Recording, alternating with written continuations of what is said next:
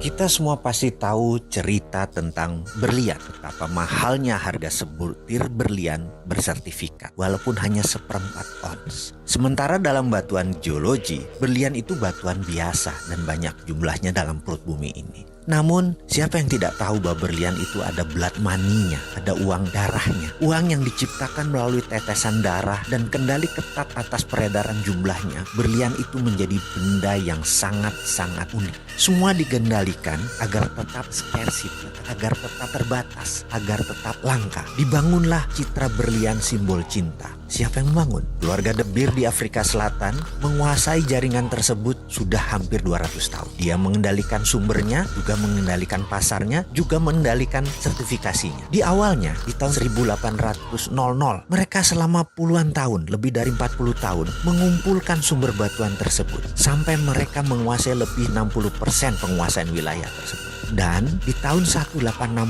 mereka mendeklar dengan menyatakan bahwa berlian adalah simbol cinta, berlian adalah simbol kehormatan, berlian adalah sebuah kekuatan, berlian adalah sebuah kemurnian. Dan image tersebut membuat benda berwarna putih bening tersebut berharga ribuan dolar, walaupun dengan gramasi yang sangat kecil. Kalau Anda tahu itu batuan apa, tetapi kita tidak bisa apa-apa. Kita semua sudah menjadi budak atas pencitraan berlian tersebut. Kita hanya menjadi korban pengambil price taker. Kita tidak bisa menentukan harga berlian. Kita pasrah dengan harga berlian tersebut. Apakah ini kesepakatan bersama? Oh tidak. Ini adalah keterpaksaan yang diciptakan. Dan apa yang keluarga De Beer itu ciptakan dalam bahasa sederhana, dalam bahasa ekonominya adalah economic alchemy atau rumus kimia sukses. Citra berlian sampai saat ini sudah 160 tahun. Sudah banyak tertanam di bawah sadar kita bahwa berlian adalah batuan paling mulia dan paling mahal. Kita ambil contoh, kita sekarang punya batu aki, batu kecubung atau batu lainnya. Kita tidak akan pernah bisa mengalahkan citra berlian tersebut karena citra tersebut dikawal dengan ketat oleh keluarga tersebut. Sekali lagi,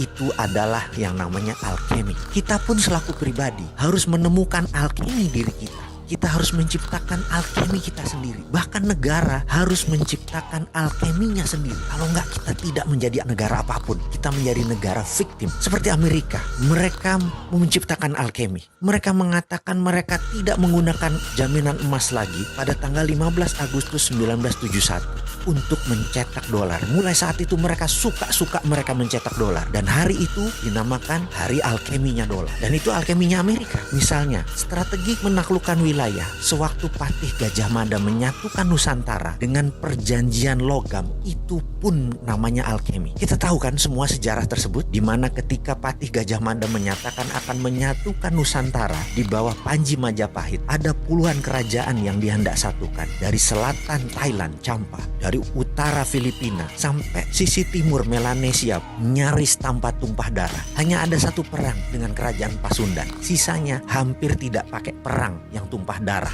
Yang dipakai adalah perjanjian logam. Emas Majapahit dipinjamkan ke berbagai kerajaan dan mereka yang menerima pinjaman emas tersebut menaikkan Panji Majapahit bendera gula kelapa yang berwarna merah putih. Penaklukan Gajah Mada menyatukan Nusantara adalah economic warfare, menggunakan hegemoni ekonomi, bukan hegemoni militer. Cara itu pula yang ditiru Cina dengan strategi obor, one belt, one road, dipinjaminya economic warfare. Apa yang Gajah Mada lakukan itu adalah alkemi.